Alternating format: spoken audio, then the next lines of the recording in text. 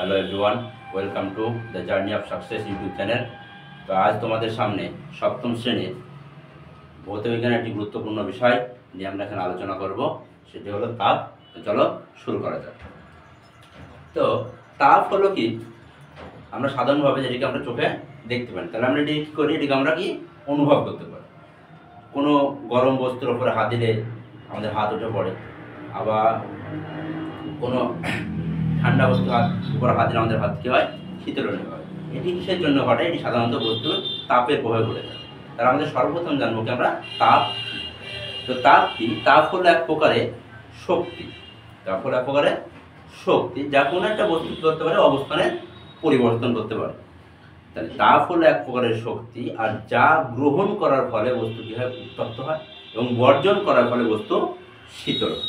তাহলে তাপ কি? তাপ হলো এক প্রকারের শক্তি যা গ্রহণ করলে বস্তু উত্তপ্ত হয়, বর্জন করলে বস্তু শীতল।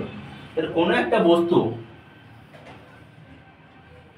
একে যদি আমরা বাইরে থেকে তাপ দেওয়া হয়, তাহলে কি হবে, এর উষ্ণতা কি হবে, তাপ কি হবে, বাড়বে। এবং এর ভিতর থেকে যদি তাপ বের করে নেয়, তাহলে কি হবে, এর উষ্ণতা কি হবে, কমবে।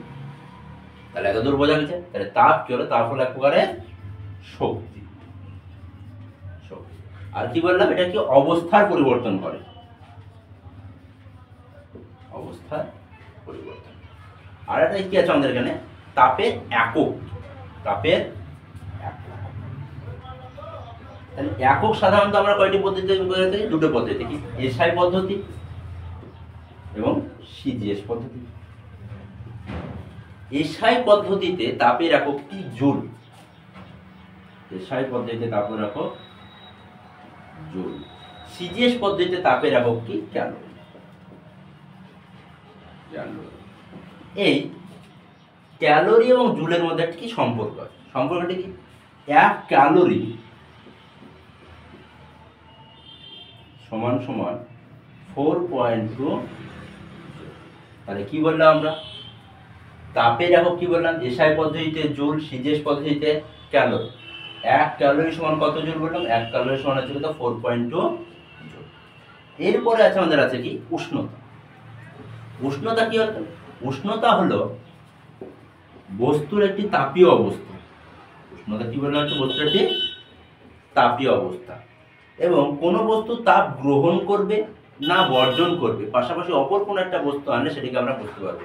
এবং এটি হচ্ছে কি, তাপের একটি ফল। উষ্ণতা কি, তাপের একটি ফল। যেমন কি বললাম, কোনো বস্তুকে যদি বাইরে থেকে তাপ দেওয়া হয়, তাহলে তার উষ্ণতা কি হবে, বাড়বে। আবার যদি কি হয়, ওই বস্তু থেকে যদি তাপ বের করে নেওয়া হয়, তাহলে বস্তুর উষ্ণতা কি হবে, কমবে। তাহলে উষ্ণতা কি বললাম, বস্তু একটি তাপীয় ফল।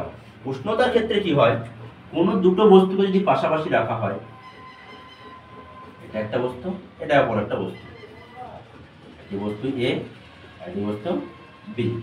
এর উষ্ণতা 40 ডিগ্রি সেন্টিগ্রেড, এর উষ্ণতা 60 ডিগ্রি সেন্টিগ্রেড। যদি এই দুটো বস্তুকে আমরা পাশাপাশি রাখি, একসঙ্গে রাখি, একসঙ্গে, তাহলে কি হবে, বস্তুর তাপের বিনিময় হবে। তাপের বিনিময় হবে। তাপ কোন দিক থেকে কোন দিকে যাবে? তাহলে তাপ সাধারণত যাবে কি, উষ্ণ বস্তু থেকে শীতল বস্তুর দিকে যাবে। তাহলে এই এ এবং বি দুটি বস্তুর মধ্যে উষ্ণ বস্তু কোনটি? বি বস্তুটি কি উষ্ণ বস্তু। তাহলে তাপ বি বস্তু দেখতে কোন দিকে যাবে? এ বস্তুর দিকে যাবে। তাপ কতক্ষণ বি থেকে এ অবস্থানের দিকে যাবে? যতক্ষণ পর্যন্ত দুটি বস্তুর তাপের পরিমাণ সমান হবে, ততক্ষণ পর্যন্ত তাদের মধ্যে তাপের আদান প্রদান চলতে থাকবে। তাহলে এই ক্ষেত্রে আমরা যদি দেখি, তাহলে যতক্ষণ পর্যন্ত এখান থেকে তাপ হয়ে যাবে, যদি 10 ডিগ্রি সেন্টিগ্রেড এই দিকে দেয়, তাহলে কত হবে, এও 50 হবে, এও 50 হবে।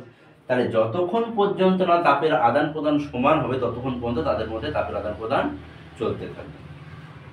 তাহলে উষ্ণতা হলো কি বললাম আমরা, বস্তু একটি তাপীয় ফল। আর এই উষ্ণতার একক, উষ্ণতার একক, তাহলে একক আমরা কি দেখব, এসআই পদ্ধতিতে এবং কি, সিজিএস পদ্ধতি। এসআই পদ্ধতিতে উষ্ণতার একক হচ্ছে কি, ডিগ্রি সেন্টিগ্রেড বা সেলসিয়াস বলে থাকি আমরা, এবং সিজিএস পদ্ধতিতে কি, কেলভিন। তাহলে সাধারণভাবে আমরা দেখেছি কি, যে কোনো কিছু পরিমাপের ক্ষেত্রে, উষ্ণতা পরিমাপের ক্ষেত্রে আমরা কি ব্যবহার করছি, থার্মোমিটার ব্যবহার করছি। কি ব্যবহার করে থাকি, থার্মোমিটার ব্যবহার করছি। থার্মোমিটারে যে স্কেল ব্যবহার করা, সেখানে ক্ষুদ্র ক্ষুদ্র পার্টিকেল ব্যবহার থাকে, এর নিম্নে একটা থাকে আর কি ঊর্ধ্ব স্থানাঙ্ক। নিম্ন স্থানাঙ্ক কত হয় 0, নিম্ন স্থানাঙ্ক কত হয় 0, যেটা আমরা সেন্টিগ্রেড স্কেলের কথা বলছি। নিম্ন স্থানাঙ্ক কত 0, এর ঊর্ধ্ব স্থানাঙ্ক কত হয় 100। যদি আমরা ফারেনহাইট স্কেলের কথা বলি, উষ্ণতা পরিমাপ করা হয় তিনটি স্কেলের সাহায্যে। একটা কি সেন্টিগ্রেড স্কেল, এটা ফারেনহাইট স্কেল, আর এটা কি কেলভিন স্কেল। এই সেন্টিগ্রেড স্কেলের নিম্ন পাঠ হচ্ছে কত 0, ঊর্ধ্ব স্থানাঙ্ক কত হচ্ছে কত 100। ফারেনহাইটের নিম্ন পাঠ হচ্ছে কত 32 এবং ঊর্ধ্ব স্থানাঙ্ক কত 212। এবং কেলভিন স্কেলের ক্ষেত্রে হয় 273 নিম্ন স্থানাঙ্ক, ঊর্ধ্ব স্থানাঙ্ক হচ্ছে কত 300। এই হলো তিনটি স্কেলের মধ্যে সম্পর্ক। তবে এই ক্ষেত্রে আমরা যদি দেখি সেন্টিগ্রেড স্কেল এবং কেলভিন স্কেলের ক্ষেত্রে তাদের যে মধ্যবর্তী স্থানাঙ্ক আছে, ঘরের সংখ্যা আছে 100, এর ক্ষেত্রে 100 ঘর আছে, এর ক্ষেত্রে 100। কিন্তু ফারেনহাইটের ক্ষেত্রে আমরা দেখছি যে ঘরের সংখ্যা মাঝে যে ঘর আছে তা হচ্ছে কত 180টা ঘর আছে। আমরা সেন্টিগ্রেড স্কেলের সঙ্গে এবং ফারেনহাইট স্কেলের সঙ্গে যদি একটা সম্পর্ক দেখি, এখান থেকে আমরা একটা সম্পর্ক পাই কি যে C/5 সমান সমান F মাইনাস 32/9। তাহলে কি বললাম, সেন্টিগ্রেড স্কেল এবং ফারেনহাইট স্কেলের মধ্যে সম্পর্ক কি C/5 সমান সমান F মাইনাস 32/9। এই C/5 সমান সমান F মাইনাস 32/9 কিভাবে হয় চলো দেখো। এখানে সেটা করতে হয় কি, প্রথমে সেন্টিগ্রেড স্কেল লিখতে হয়, তারপরে তার নিম্ন স্থানাঙ্ক কত ছিল 0, তাহলে এখানে বসলো কত 0, বাই তার ঊর্ধ্ব স্থানাঙ্ক কত 100, তাহলে লিখলাম এখানে 100।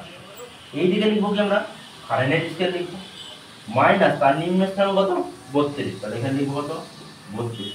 ঊর্ধ্ব স্থানাঙ্ক অর্থাৎ কি এর মধ্যে যে সর্বোচ্চ পাওয়া কত আছে 180 ঘরে, তাহলে এখানে লিখবো কত 180। যদি আমরা ক্যালকুলেশন করি কি দেখবো, এখানে 0 0 কাটা গেল, 2 দিয়ে কাটলে 5 দুগুণে 10, 9 দুগুণে 18 সমান সমান আমরা কি লিখতে পারবো C/5 সমান F মাইনাস 32/9। এটি হলো কি সেলসিয়াস স্কেল এবং ফারেনহাইট স্কেলের মধ্যে সম্পর্ক। আশা করছি এতটুকু বোঝা গেছে। এরপরে আছে আমাদেরকে তাপের প্রকারভেদ। তাপের প্রকারভেদ অর্থাৎ তাপকে কয় ভাগে ভাগ করা হয়ে থাকে। তো সাধারণভাবে তাপকে আমরা দুই ভাগে ভাগ করি। তাপকে আমরা কয় ভাগে ভাগ করি, দুই ভাগে ভাগ করে থাকি। তাপকে আমরা ভাগ করে থাকি দুই ভাগ। কি কি? একটা হচ্ছে কি বোধগম্য তাপ, অপরটি হচ্ছে কি লীন তাপ। এটা কি বোধগম্য তাপ, অপরটি হচ্ছে কি লীন তাপ। তাহলে বোধগম্য তাপ কাকে বলা হয়, যে তাপের প্রভাবে বস্তুর উষ্ণতার পরিবর্তন হয় কিন্তু অবস্থার পরিবর্তন হয় না, তাকে আমরা বলবো কি বোধগম্য তাপ। বোধগম্য তাপ বললাম যে তাপের ফলে বস্তুর উষ্ণতার পরিবর্তন হয় কিন্তু অবস্থার পরিবর্তন হয় না, তাকে আমরা বলবো কি বোধগম্য তাপ। লীন তাপ কাকে বলা হয়, যে তাপের প্রভাবে বস্তুর উষ্ণতার পরিবর্তন হয় না, শুধুমাত্র তার অবস্থার পরিবর্তন হয়। কিসের পরিবর্তন হয়, অবস্থার পরিবর্তন হয়, তাকে আমরা বলবো কি লীন তাপ বলবো। তাহলে কি পেলাম আমরা এখানে, তাপ কয় প্রকার, তাপ দুই প্রকার, বোধগম্য তাপ এবং কি লীন তাপ। বোধগম্য তাপের ক্ষেত্রে কি বললাম, যে তাপের প্রভাবে বস্তু উষ্ণতার পরিবর্তন হয় কিন্তু অবস্থার পরিবর্তন হয় না, তাকে আমরা বলবো কি বোধগম্য তাপ। আর লীন তাপ কত বলে বললাম, যে তাপের প্রভাবে বস্তু উষ্ণতার পরিবর্তন হয় না কিন্তু অবস্থার পরিবর্তন হয়, তাকে আমরা বলবো কি লীন তাপ বলবো। এই লীন তাপের একক করতে হয় পরীক্ষার সঙ্গে, লীন তাপের একক। লীন তাপের একক কি হয়, এসআই পদ্ধতিতে লীন তাপের একক হচ্ছে কি joule per KG to kelvin. CGS পদ্ধতিতে কি হয় calorie per gram to degree centigrade. লীন তাপের একক কি বললাম আমরা এসআই পদ্ধতিতে joule per KG kelvin. CGS পদ্ধতিতে কি বললাম calorie per gram degree centigrade. এটা হলো কি আমাদের লীন তাপের একক। এরপর এখান থেকে আরেকটা জিনিস আমাদের জানতে হবে যে বরফের গলনের লীন তাপ। বরফের গলন, এক্ষেত্রে যখন গলন বলছি তাহলে গলন বলতে কি বলছি, গলন বলতে কোনো একটা পদার্থের ক্ষেত্রে হয়তো কঠিন থেকে যদি তরল এবং তরল থেকে যদি গ্যাসই হয়, এই পদ্ধতিকে আমরা কি বলে থাকি গলন বলে থাকি।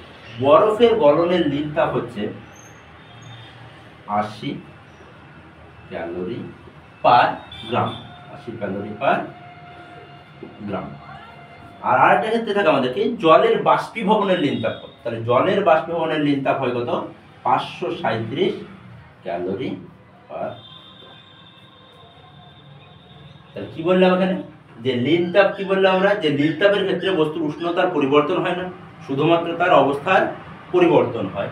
আর লিনতাপের একক কি বললাম আমরা, joule per KG kelvin, CGS কি calorie per gram degree centigrade. বরফের গলনের লিনতাপ কত? 80 ক্যালোরি পার গ্রাম। জলের বাষ্পীভবনের লিনতাপ কত? 537 ক্যালোরি পার গ্রাম।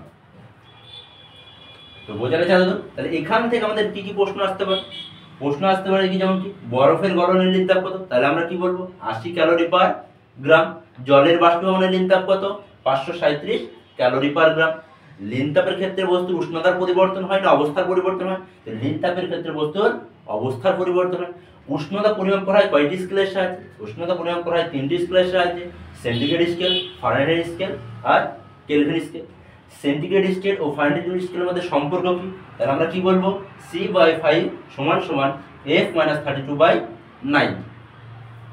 আর এটা কি আছে, যে সেন্টিগ্রেড স্কেলের পার্ট কত 100 পর্যন্ত, ফারেনহাইট স্কেলের পার্ট কত 212 পর্যন্ত, কেলভিন স্কেলের কত 373 পর্যন্ত। আর উষ্ণতার ক্ষেত্রে কি হয়, উষ্ণতা বললাম কি বস্তুর একটি তাপের ফল। উষ্ণতা কি বস্তুর তাপের ফল। আশা করছি তোমরা বুঝতে পেরেছো এবং ভিডিওটা খুব তোমাদের উপকারী হবে।